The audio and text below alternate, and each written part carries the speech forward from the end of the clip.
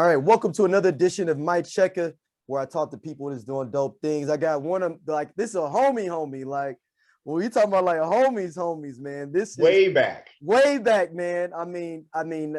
This at this point, our high school is got to be in the pantheon now, man. You making it. You making it in the pantheon of history, bro.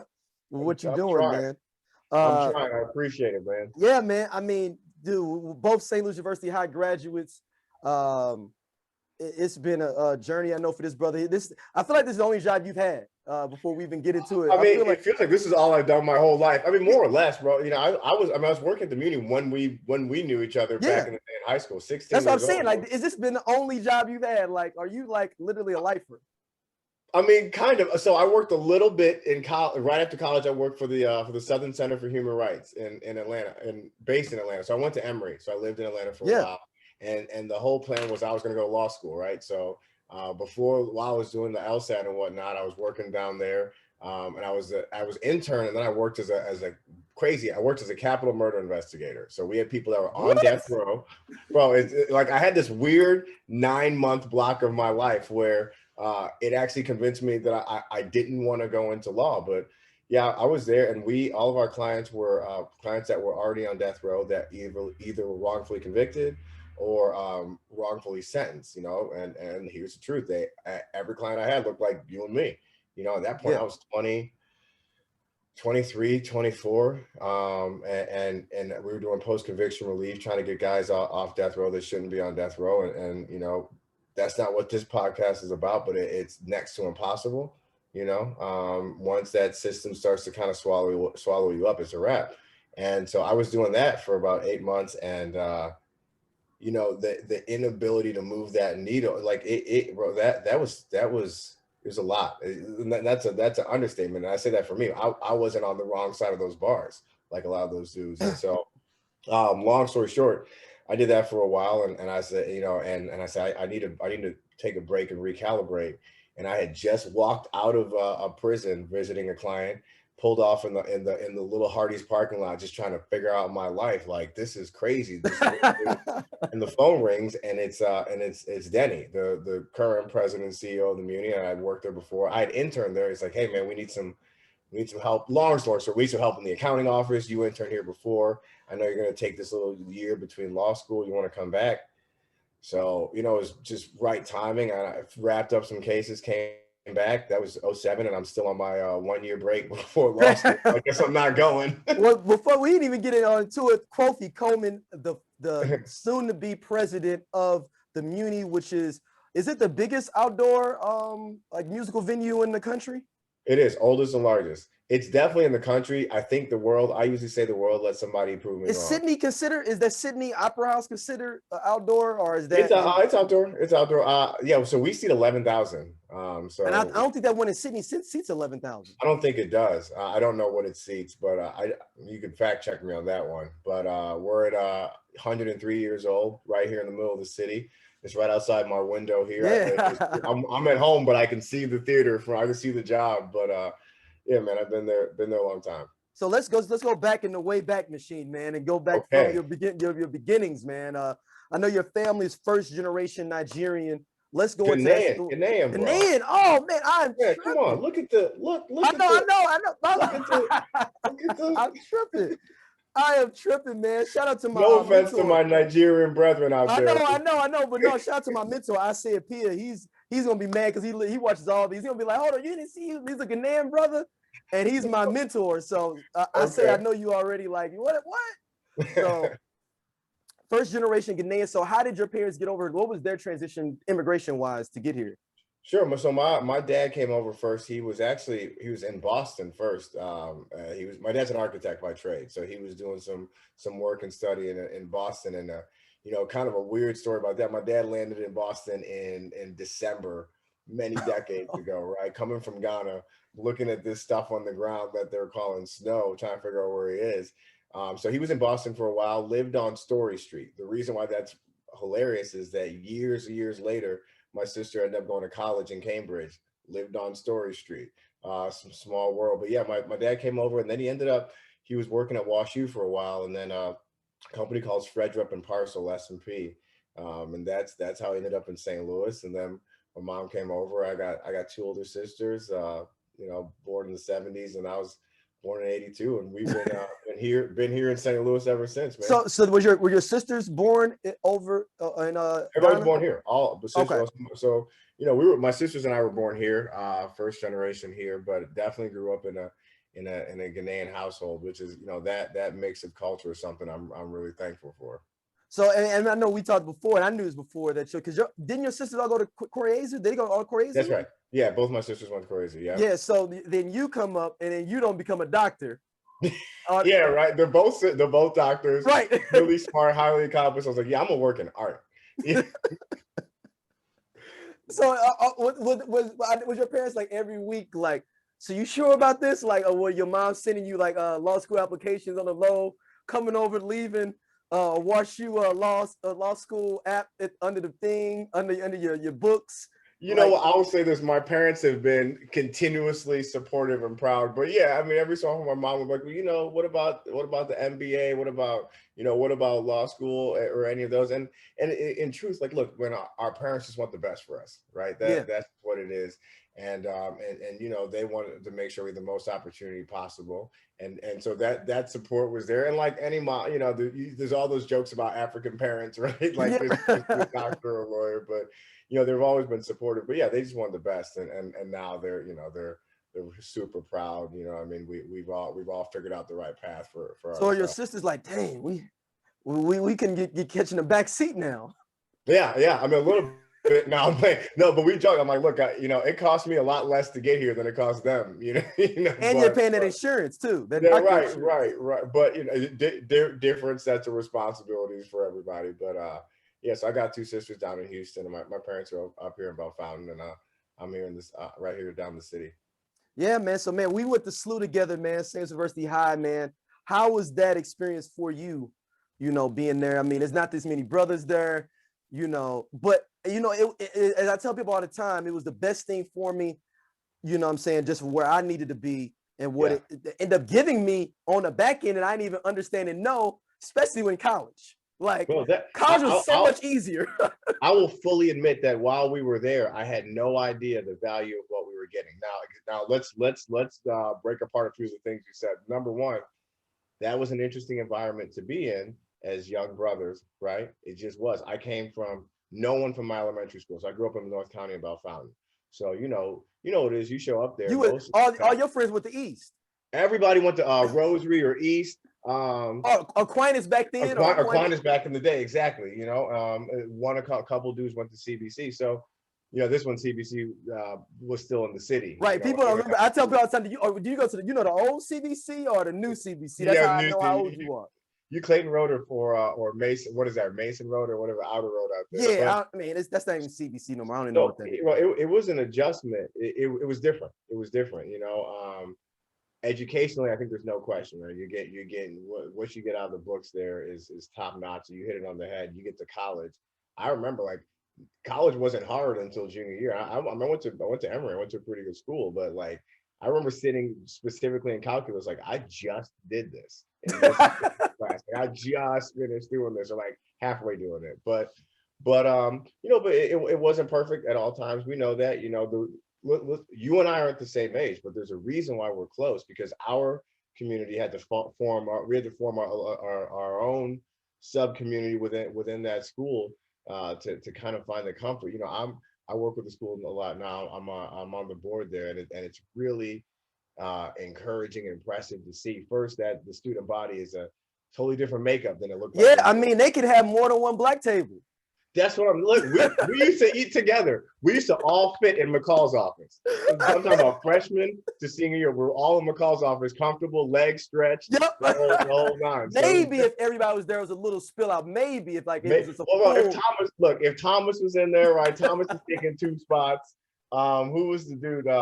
John Ship, right? Yeah, Ship was a big guy. Wide shoulder, they would take up a couple spots, but guys like you and me, we could catch a corner. We were good, but you have to shout out to John Ship, who's they just made him VP of Minority Affairs at Anheuser-Busch. Is that right? They just did, yeah. Wait, here in the yeah. I didn't know, man. That's like a few weeks ago. Oh, that's great. We need to have We need like a black reunion. We need like the Aces reunion. Yeah, that's what I'm happy to host it. We could do it in the park. Yeah, and shout out to Eric Chevrolet too, man.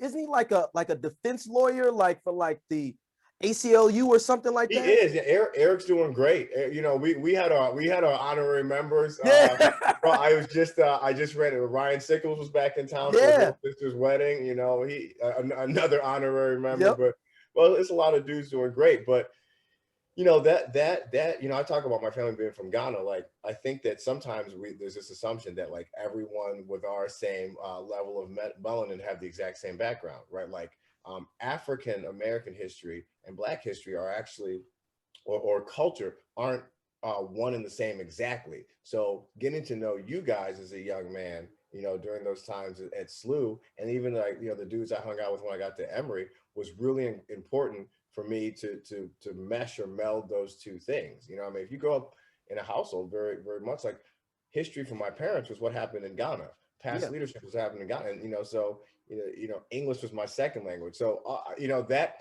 even though there weren't a lot of us at SLUH, the community that we formed at SLUH was important to me in a whole different way than I think it might have been even to you or whatnot. And it's great. We sit here and we talk about John Shipp. You know, I see Jeremy Ward all the time. I was talking to Stan Richardson the other day. I was talking to Dante the other day. Dante, and these dudes are doing great.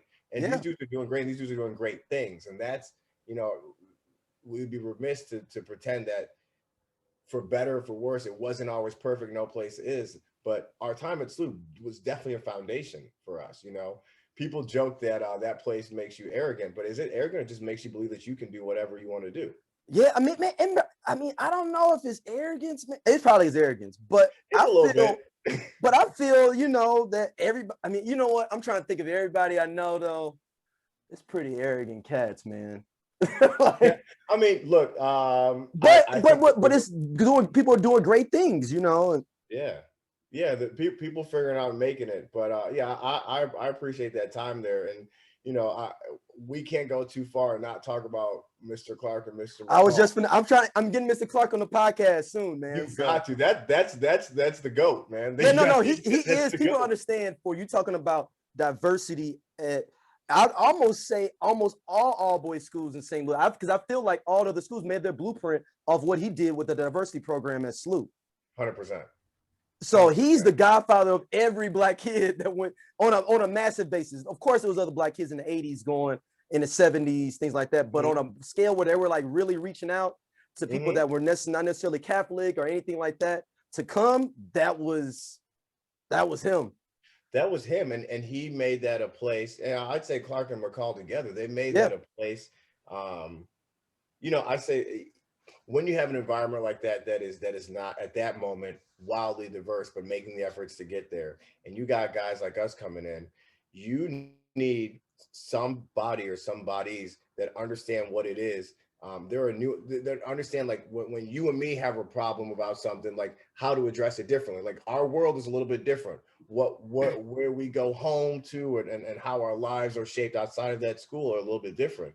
So to have those guys that understood, you know, like Mr. Clark was terrifying, but also comforting at the same time. Yeah, he used to give me trouble, man. McCall will talk to you crazy. Like, say that to like a kid, but like sometimes it's all. But then other students didn't even know, and they were like, "Did he act like that? Like, what do you mean? Like, you know, he just threw me down some steps like 5 minutes ago."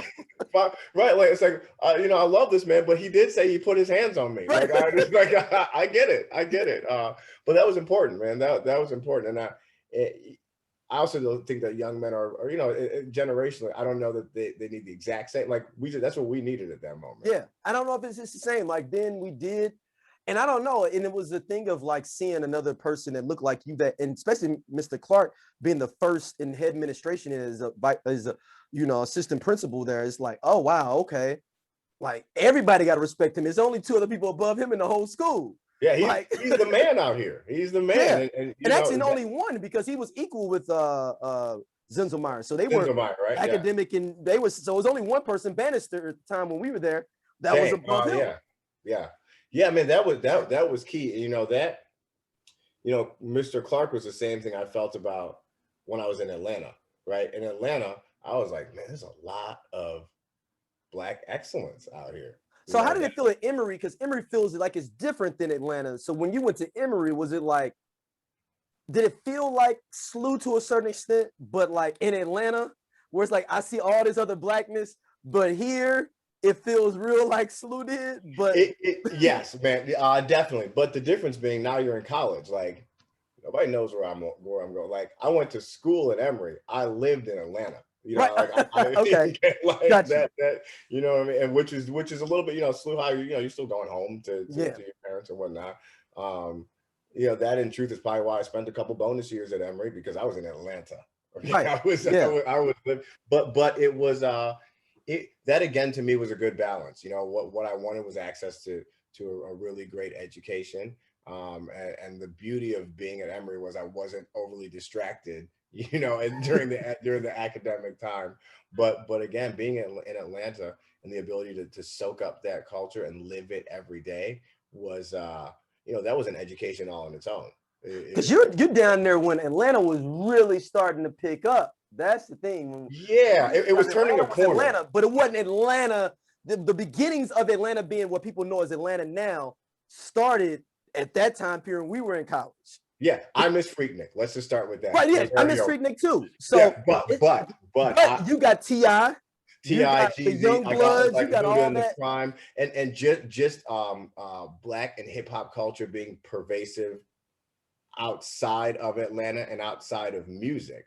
The culture being pervasive outside of music was really happening. You know, you're catching Outkast, all of this. You know what I mean? That was again for a young person of color whose lineage doesn't trace back in this country that deep. Again, it's a masterclass, you know. And then you got a place like Emory, which is again similar to SLUH, that all of, you know, people that looked like us, that there weren't a lot. So I got a bunch of buddies that I'm real close to, and most of us aren't the same age. We all span 4 or 5 years of Emory, because like if you got 2 here, 5 there, 6 here, sit at the same table. You know what I mean? There was the black hole, you know, in the dining hall, and it was important. You know, I think in these conversations sometimes it feels, you know, some might take it as like being exclusionary in the reverse. It's not. It's not about saying it. It's about saying that everybody seeks a place of comfort and familiarity, in a place where you don't have to be uber conscious of what's going on around you, or have your antenna up. And it's important to have that. That's not coming from a place of separation or anything like that. It's coming from a place of comfort, of familiarity. So yeah, I appreciated that part. And listen, you know, I got brothers and sisters for life from those days, man. Oh, for sure. So you come back to St. Louis, man. So because you stayed in Atlanta, how long did you stay in Atlanta? I didn't come back to St. Louis until early 08. Okay, yeah, because is that when you lived off Union? Come on, bro. You want to know something crazy? So I lived in the building next to where I live now. So I've moved around and come back. I'm looking at I moved back in 08. I had a studio apartment right there in that West. I remember, because we used to kick it over there on nights. Every night, Tuesday night, so Wednesday night, Thursday night. I didn't even know there was even real apartments until you were like, yeah, come through. We hanging out afterwards. And I was like, I thought this was like yes, they are apartments, but I had never thought about it as real apartments over there off of Union. Bro, those days I used to, so I came back and so I live on the next building now, upstairs, different situation. But bro, those days, yeah, I should come back 08 and I reconnected with you. Remember Chib? Yep. Yeah, because we was all hanging out. We was all hanging out. You, Chib, and I, what's the club you got? EXO. Man, I was.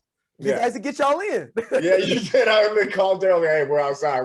Because we just come back. We didn't have any money, man. This is my first job, you know what I mean? I was like, I got about $20. I need to stretch this out for the whole night. I'm going to get 4 beers. I need 4 beers. I'm going to sip the first 2. So I came back early 08, started, and I started in finance at the Muny at that point. So I was doing some finance, some of the payroll, just accounting, and that really helped me learn the books side of it. And, you know, like any business, you got to understand the numbers and the books first. So I did that for a few years. And at that point, I was the 11th full-time staff member. We were pretty small. We're a pretty small company, given the size of what we do. Now our full-time staff is 35. Wow. Since the Muni's grown that much. It has. I mean, I'm to be honest, I'm responsible for some of that. After finance, I did some digital communications. Fast forward a few years, I became marketing director.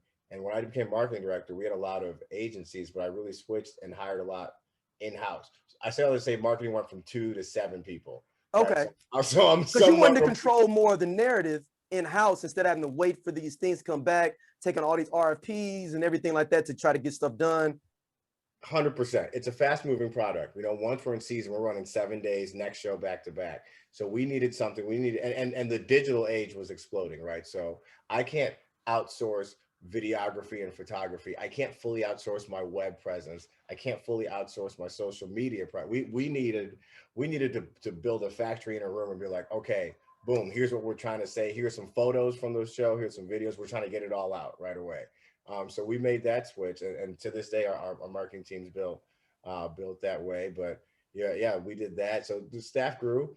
I did marketing for a while, and I also just, it was amazing to be there at the right time in the sense that we turned 100 in 2018. So that's a milestone, right? Yeah. The institution's turning 100 in the community. At the same time, we were launching a $100 million capital campaign. So, you're working with fundraising at the highest level. You're representing a place that is not only 100 years old here, but is a bit of a, I say this with humility, but our theater is a titan in the industry.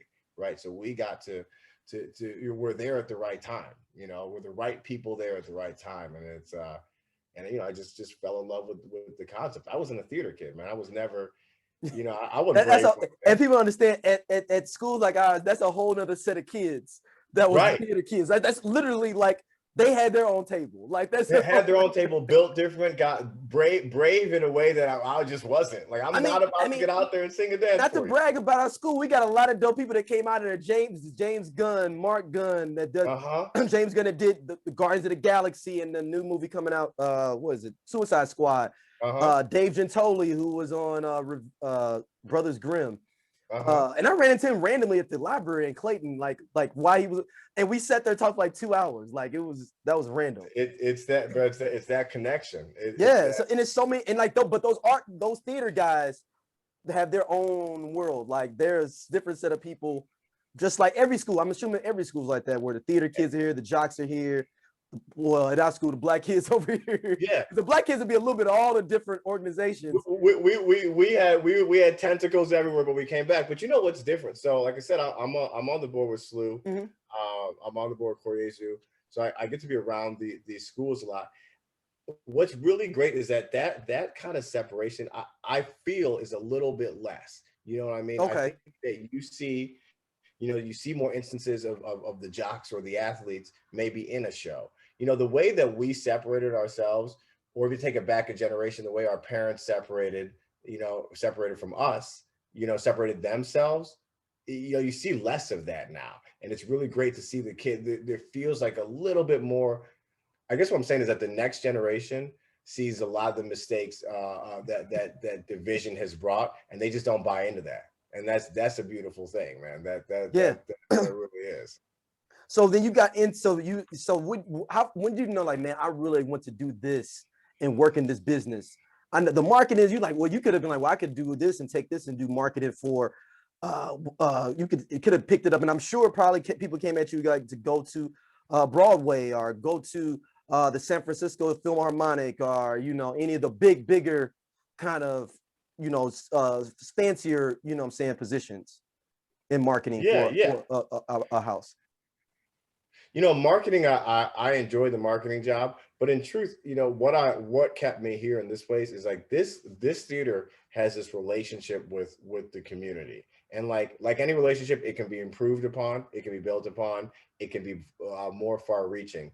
But the resources that this theater has and the relationship and the history here is like there is so much we can do as a cultural institution that I just wanted to be a part of that.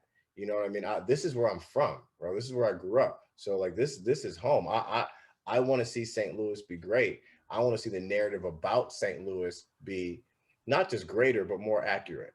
You know what I mean? When you look externally, sometimes the story's not great. And I just felt like working in this theater and trying to get to the highest levels of it, to have a seat at every table, to help influence its trajectory, was something that could really make a difference. You know, we hire 700 people for a seasonal job, right? So we get these kids that are ushers. That's what I did. Met a bunch of kids from a bunch of schools I'd never know if I didn't do that job. So we're a place of opportunity. You know, we didn't grow up doing theater. When I was this age, when I was their age, I had no idea the prospect that this could be a life-changing, transformative career. But I need to use the megaphone to say to a kid, like, even if you don't sing and dance, if you're a painter or a carpenter, or you got a business mind, there is a future through this industry for you. So, you know, I'd say, when did that happen? Probably a few years after being full time. I just was like, look, there's a trajectory here for me, but like, there's also this opportunity to bring in people. So I got a lot of little brothers and sisters now that, like, you know, had different jobs there that I tried to, you know, everyone earned their position, but they earned it. I was like, you know, I had the ability to, or the blessing to give credit or give opportunity for what they earned, you know, reward their work with responsibility, with job, reward their effort, I guess is what I'm trying to say. And that, you don't get that chance everywhere. And so I think that's what made me stay. I think St. Louis, man, like, let's not pretend it's not without its issues, but it's also fertile ground for greatness. It really is. People stay here. There's an investment in the community. There's a familiarity because people have been here generationally. We just gotta point that boat in the right direction. Yeah. So when you so what was the position after the marketing director? What did you go to after that? So I was marketing director for a while, and then I became managing director, which is what I technically am still, or what's what I am right now. Managing director meant that means that all the business functions report to me. So it's like finance, fundraising, marketing, tickets, sales, front of house, food and bevs, you know, everything that's not the purely artistic functions. And that, you know, that again is just, it's an education in getting the place and figuring out how to run a machine like this. And it was really key. You know, I joke with people that I was basically on a 22-year job interview, and it just paid off, you know. And that's those old things of like being a journeyman forever, where it's like, oh, you're gonna be a journeyman forever, and then and now you can be a foreman for this organization. Yeah, it's definitely that model. But, you know, a place like this too, you just gotta, it's big, it's different. We're not like musical theater, so, you know, you've got to kind of learn your way through it. Not that I've done every job, but I've done enough of them to understand the concept, you know, and understand how it works and make it tick. But I think the even more important thing is, again, if you're going to be a cultural institution, I'm from here. This is home. You know, I know who we do reach, and I also know who we don't always reach. You know, but I'm also comfortable in those spaces where we don't always reach. So I think, you know, we all bring an identity to our job, and I think that we're St. Louis's musical theater, and that means all of St. Louis.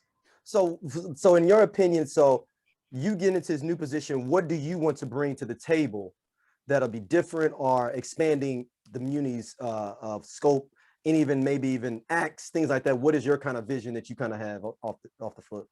That's a great question. I mean, I think number one on the list for me is to make sure that our audience is representative of the community that we serve, right? And that's not a wave a magic wand situation. That means you ask the question of, does the art on stage is the art on stage attractive to everyone? Is the art on stage made in a way that feels inclusive? Does the art on stage represent everyone? I think that you start there. I think that the audience starts to look even more like our community if more of our community participates in creating what happens. So that means opportunity, right? You know, we have 9 labor unions that we work with that work really hard to make this happen.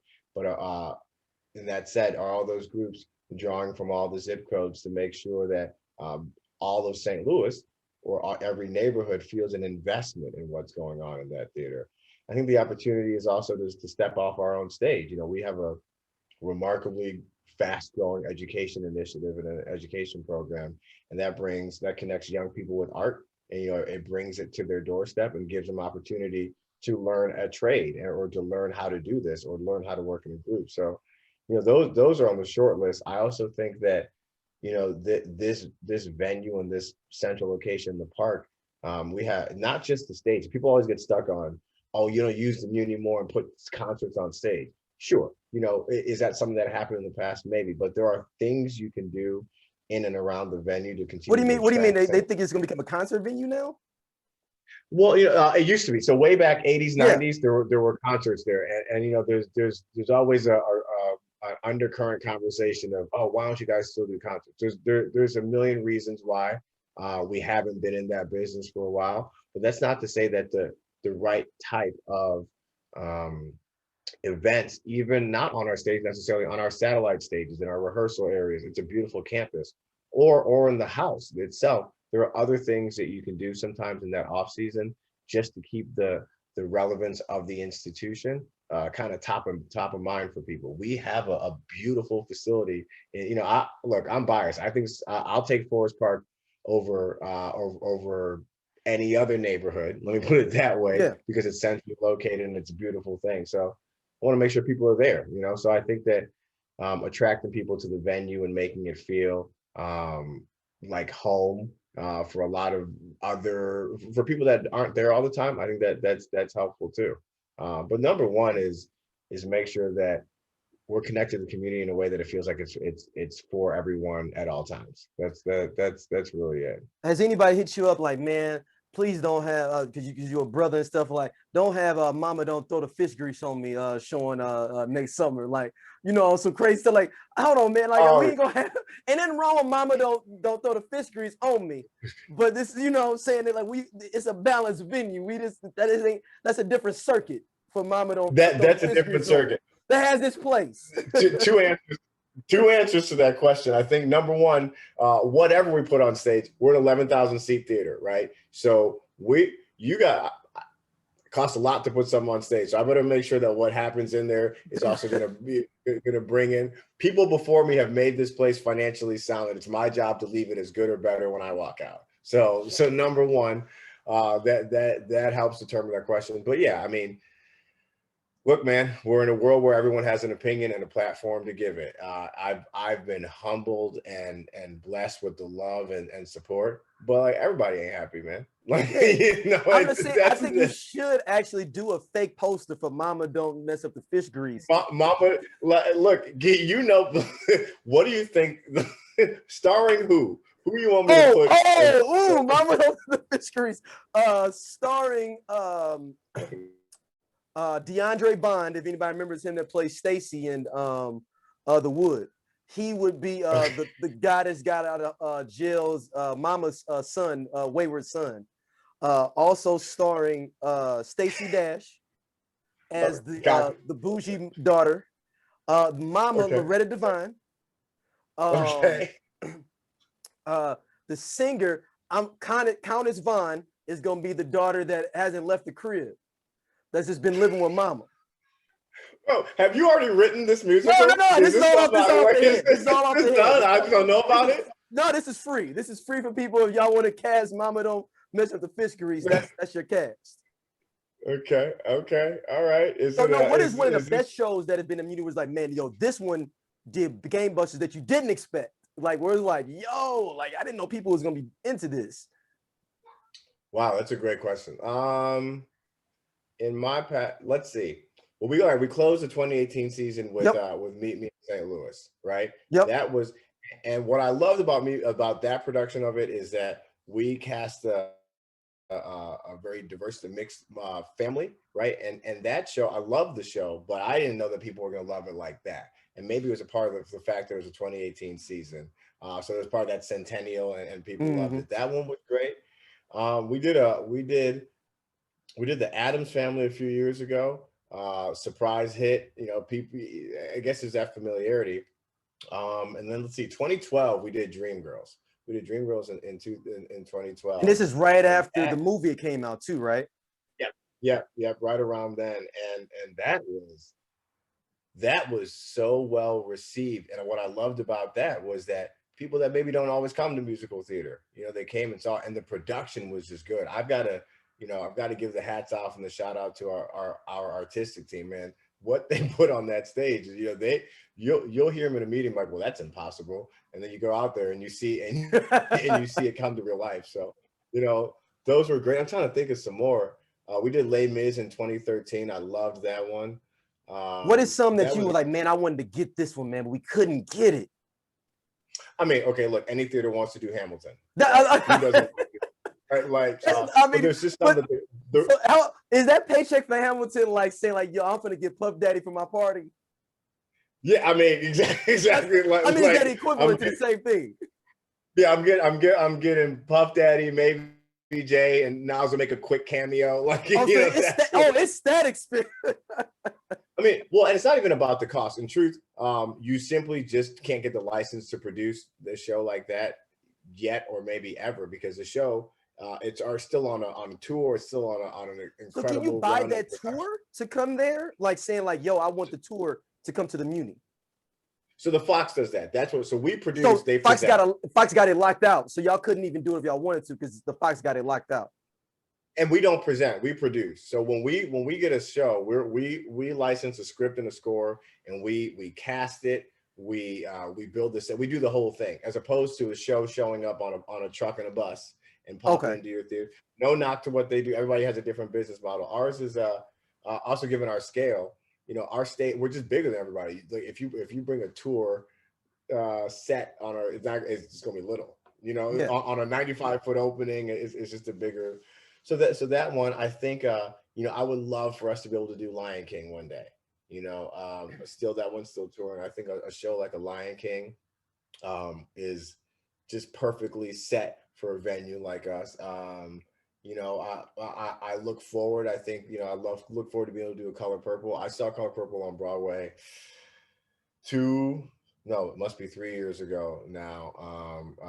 Jennifer Holliday was in it. Cynthia Erivo was in it, and that's one that just, I feel like, there's something different about when you're sitting out at night under the stars, outside under the, you know, not to sound cliche about it, but it's just, you know, it's a peaceful, beautiful night in the park. You know, you can connect, you can get locked into what's going on that stage in a different way. So, you know, those are some of the ones that I hope. What's also exciting is like there's always new stuff in development, man. You know, that's really exciting to see. And I think that we're in a more culturally conscious time in history. So more and more of what comes out speaks to a more modern existence, or is more modernly relevant. So, you know, there's a bunch that I'm sure I can't even think of that will be the right fit for this community at some point. So I'm excited simply for that mix. I'm excited for a next generation of theater. We're blessed with the success and stability of having a lot of season ticket holders who've been there as parents and maybe now grandparents. But then there's a bunch of us that are starting to come in, and we're really trying to diversify what we do. Like, date night for us isn't just the bar necessarily. You know what I mean? It's something. It's an experience like this. So I'm excited to figure out how to make it. Not just a place you go with, you know, there's a guy on our Young Friends committee that once said, the Muny shouldn't be about just a place you go with your grandma. It's a place that I want to go, that my grandma also goes to. You know, and that's, you know, dude's named Jeff. Jeff came up with that, and I don't want to take his quote because it was brilliant, but that's the truth. That's what we want to do. So I got a play musical for you that people have slept on and forgot about in time that needs to be brought back.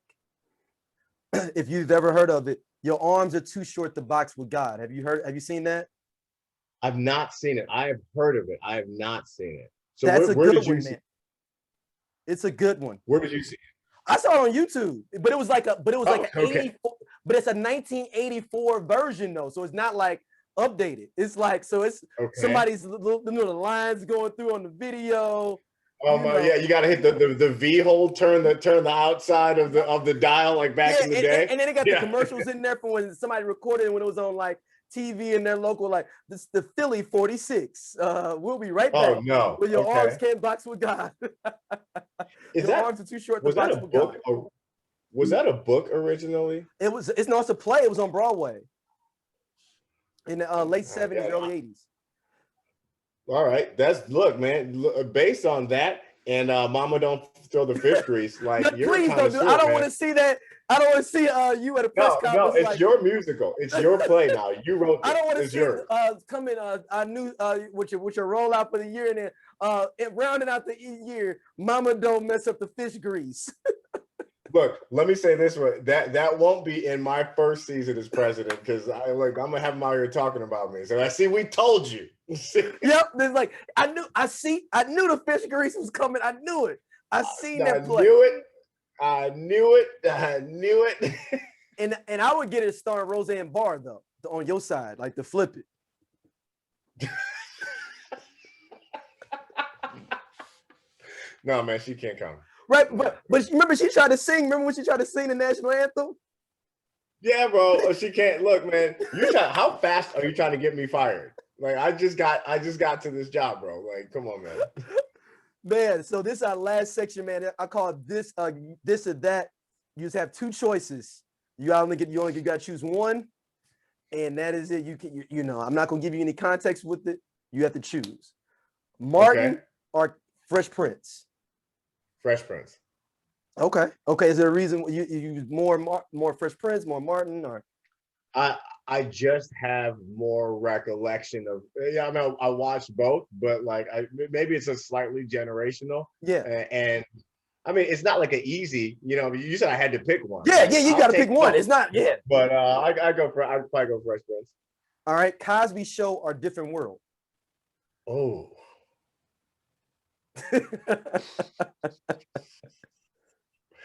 Man, I think I gotta go Different World. Okay. You know what I mean? That's tough, but you know, I'll go Different World. That's a younger generation with all the drama with Mr. Cosby doing, man, out here, that they don't understand how dope the Cosby Show was. Bro, I still what it was Hulu, but I was watching the Cosby Show a couple weeks ago. But he took Huxtable and Bill Cosby are two different people.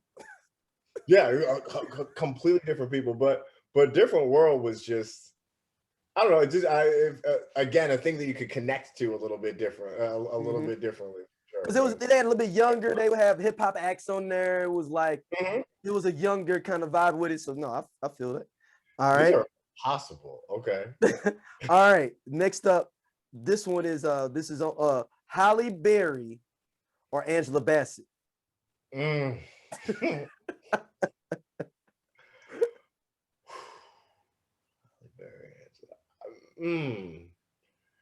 probably I'm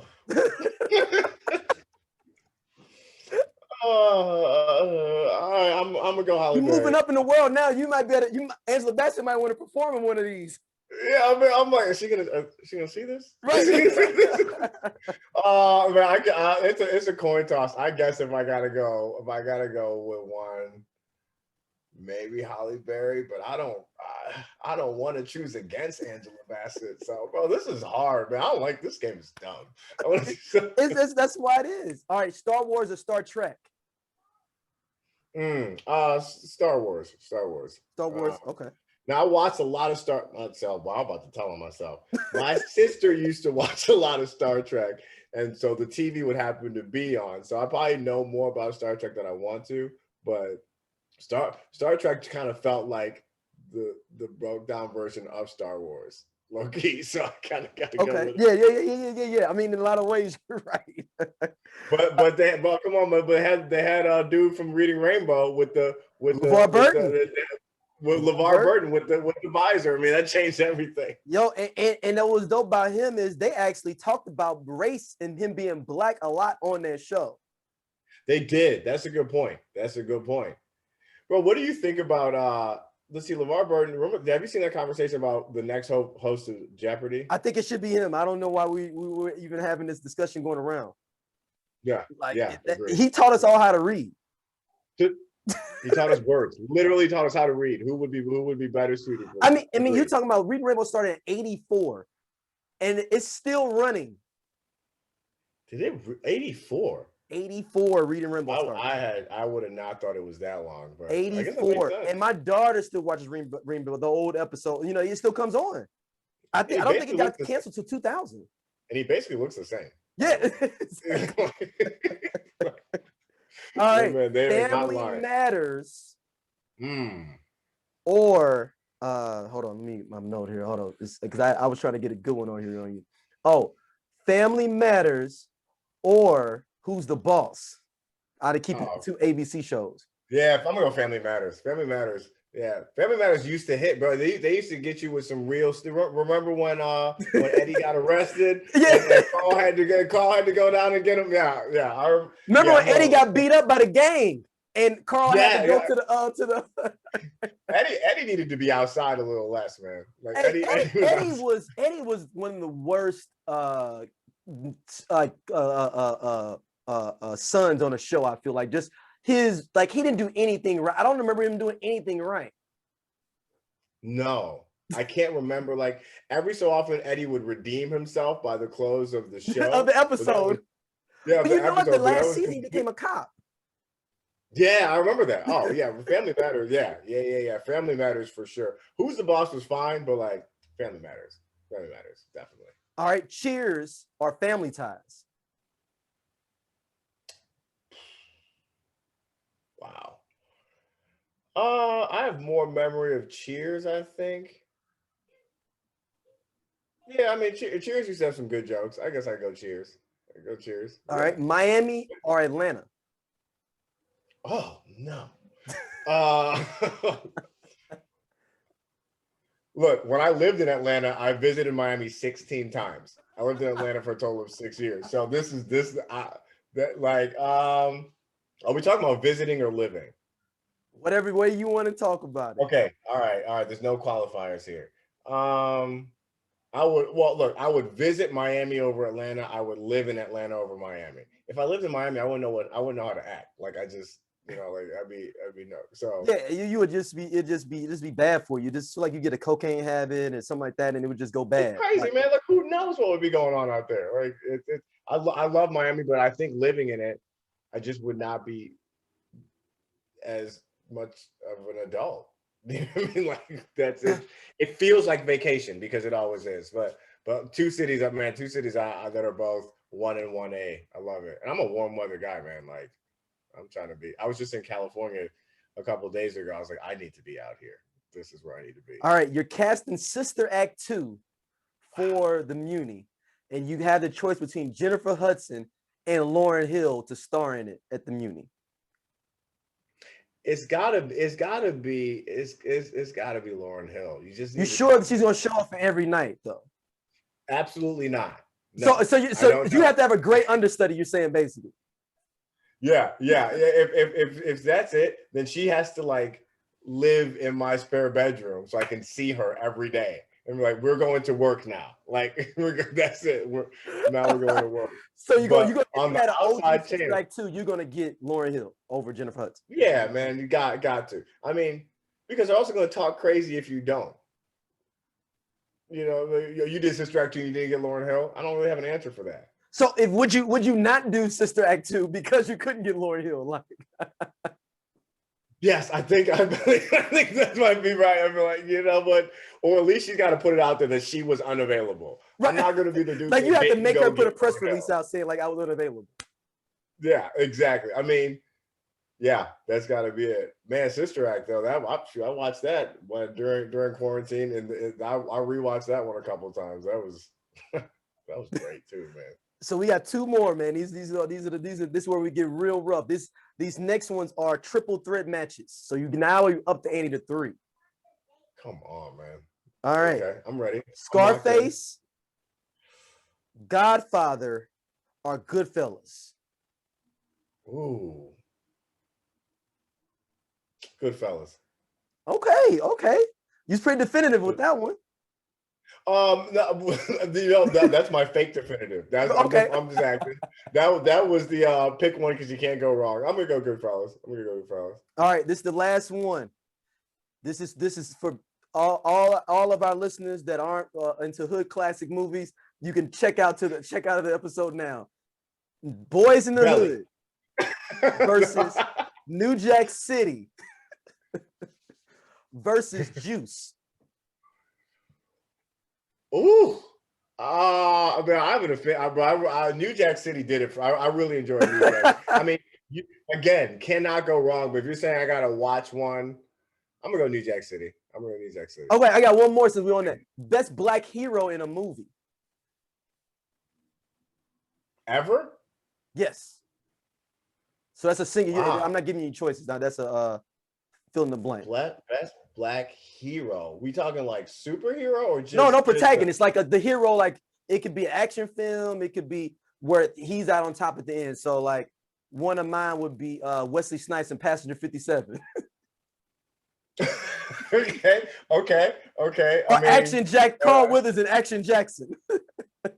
Okay, wow. I mean, it's 9 out of 10 is going to be action. I would say 9 out of 10 is going to be action because I'm just saying it's got to be a hero, like where he's at the end, like, you know, holding the girl walking away from the burning building type thing, you know. Yeah, I mean, okay, so Will Smith had a few good hero roles. Yep. For sure. I don't even know how to rank any of those.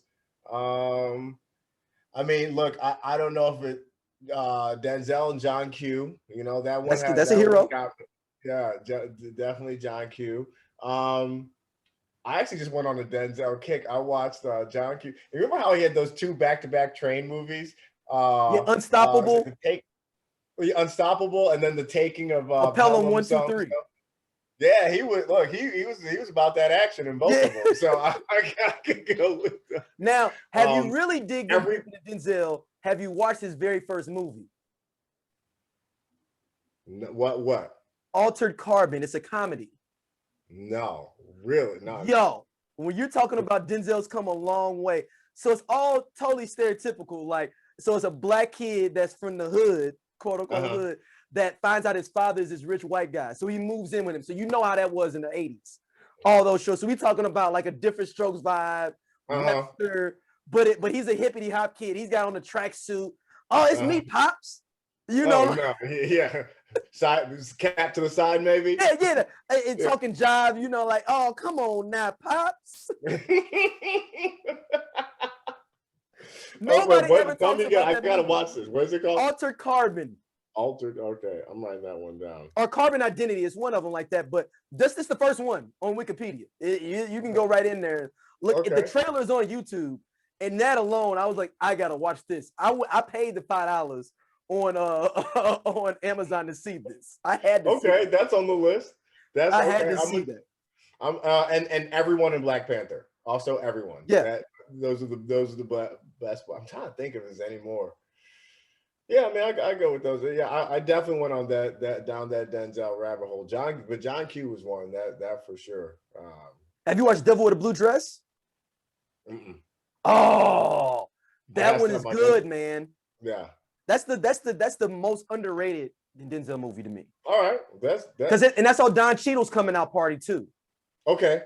So it's him and Don Cheadle basically is like a detective. So it's I forgot the author's name, but he has a series of books about Easy Steward, I believe his name is, and it's like a black detective story. So think about all the like 60s, 70s, like 40s, and it's based in the 40s. So it's all like, you know, like, she came into the office and I got to solve this case. Sure, you just gave me 2 movies. I guess I know what I'm doing. Don Cheadle is his sidekick from Houston that just comes in town and is crazy. That one, Blue Dress. All right, those are that one, Blue Dress. So they're making a series about it now. They're because he has so many books. He wrote some of Snowfall too. Okay. So they're doing a series on it because there's so many. He's like 15 books on this one character.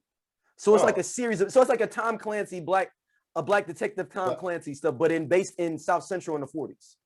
In the 40s? The 40s to the 60s, because it spans all the way to the 60s. Oh, this has got to be a long series. All right, man. It's good. The books are pretty good too. I'm just losing my mind with it now. But it's easy, right? I read a lot of them in college. But Devil with Blue Dress is another one. Denzel is a good dude, man. And the movie did not make any money, but it's considered one of Denzel's best movies. Yeah. Didn't make a lot of money. Siskel and Ebert gave it both a thumbs up, like the whole 9. On the Devil in the Blue Dress? Yeah. Not Altered Carbon. Oh no. No. Okay, Altered Carbon is like a 1 star. It's like Rotten Tomatoes. 0. Yes. Got it. Gotta be and if it's high on there, I've never looked. It's gotta because it's so funny, not trying to be funny, but it wants to be funny. If that makes sense. It's supposed to be a comedy, but the jokes aren't hidden for what they want, but it's funny to see Denzel try to do a comedy. Got it. I'm going to have to watch those. That reminded me. I know we've been missing each other. I know you get on. You play a little bit of this FIFA. I know you. Yeah, man. I be out here practicing on y'all cats, man. I had to catch up because I was playing. My boy Keith Robinson. He works for NBA TV. You know Keith? Yeah, I know who. I don't know him. I know who you're talking about. Yeah. He works for NBA TV. Shout out to him, man. He came on the show as well, and he was just killing me, man. I was like, yo, I gotta get my game up. Every time you think you're good, you play somebody else. You're like, okay, so I'm just good for the guys that come to my house. Yes. I'm not even necessarily good at that. Think about this though, Kwofe, on a deeper level. Think about how dope you thought you were in the neighborhood, and he's like, but now with the internet, you find out you can find out that you're not that good at anything. Like all these games you thought you were good at.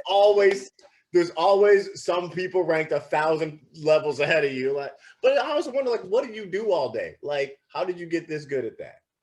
They make it a job. They have leagues for this stuff where you're getting paid. Like there's like leagues for all this stuff now. People are going to college because of EGaming. Bro, that's one of those things. I'm like, well, no one told me about that. You know, they're gonna hit the Muny up about doing it. They're gonna be like, can we have the EGaming Championships at the Muny on the big stage? Well, they'll sell out. That's remember I was talking about things on my list that are ideas. I mean, we're kind of the perfect setup for it. We got a couple LED screens. I've thought a lot about that one. They will hit you, and they will sell that bad boy out for Call of Duty Midwest Championships. Bro, I've got a couple buddies that get on Call of Duty. I'm like, how are you this good? You know who's nice on all these games is Jeremy. Jeremy, really? Get on this. Yeah, well, get on the sticks with Jeremy one time. See what happens. He plays FIFA too. Yeah, all of it. If it involves the thumbs, he's good with it. I'm about to hit him. I'm about to text him. Jeremy will show up at your house with his own controller. Okay, he was with his own. Oh wow. Okay. Well, Kwofe, man, thank you for coming on Mic Checka, man. Let everybody know where can they hit you up social media wise and what's coming up with the Muny and find out what's going on with the Muny. Man, you know, I'm Kwofe C everywhere, but on all the social medias that I'm supposed to be on or not supposed to be on. But, you know, like, look, we're hoping to have our season this summer. We're working with the city, Tashara, Dr. Eccles, Mayor Jones and Dr. Eccles. Yes. They have been fantastic in trying to work with us to figure it out. So we're going to see, you know, even with some social distancing and whatnot, it's a first step back. Looks like Mama with the Fish Grease may be happening because it had that fish grease, a small black box show on the side, but just something we're working. But, I'm showing up. It's gonna be me and 3 other people that thought it was gonna be a Tyler Perry play. Yeah, it's you and your family. Yeah, exactly. But you know, I'm excited for the job. I'm excited to hopefully make this. You know, I think we don't always all think theater is for us, but I think what we have going at the Muny is more than that. It's an experience. It's a part of St. Louis. It's a part of the culture. I'm excited to get to steward that a little bit forward, and like I for real invite people, like, come check it out. You know, even if you think, you know, we've been inside for a minute, we've been on lockdown for a minute, and take these opportunities to push the edges of what you think is the norm or what you. I tell people I'm going to see Disney on Ice. I'm going to see anything if it's an outdoor show. Or anything, a show, you may see me there. Bluegrass show. You might catch me at a country music concert. That's what I'm saying.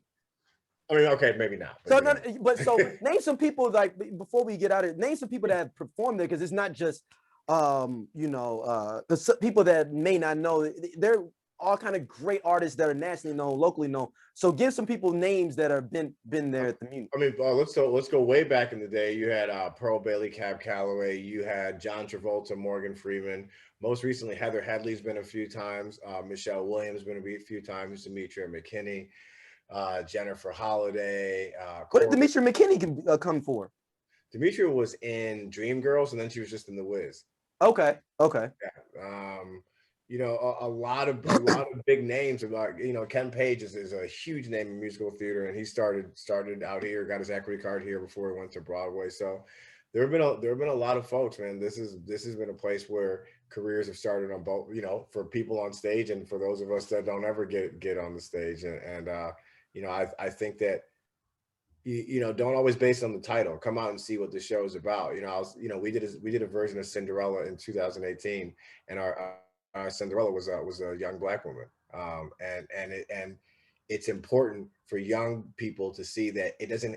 you can be the star of The Wiz, you can be the star of Porgy and Bess, but you can also be the star of Cinderella. You can also be the star of The Little Mermaid or whatever it is. And so, you know, that's something that I think that we do well, that I'm proud of, is to show that it doesn't matter who you are, your name can be in those lights as well. So, you know, I invite your listeners and your viewers to come see us. Make sure you check if you don't like something before you decide that you don't. That's what I would say. And when Mama with the Fish Grease comes to the Muny, starring you, were in it. Right. No, look, everybody, I'm doing a full thing for the whole network. I'm bringing everybody on the network. We gonna get the 20 seats that are available for this show. I will buy all 20. Brother, if you get Mama Don't Throw the Fish Grease to stage, you know, but you name your price, my friend. You want me to say this now, and they be like, man, he really got this Mama with the Fish Grease. It is touring nationwide. Well, if whenever this thing airs, I promise, if somebody calls me with a Mama Don't, I'm calling you. I'm giving them your home phone number, brother. That's what I'm gonna do. Hey, somebody's gonna be like, Nate, so I don't have Mama with the Fish Grease. I got Mama Don't Come Home. See, it's a little bit different take on what. No, we don't want that. We don't do new works. We don't want that. Well, thank you, Kwofe, man. This has been dope, man. I appreciate it, man. I appreciate it, man. This is a good time. You know, I look forward. Let's connect. We'll catch up off screen. Off camera, definitely.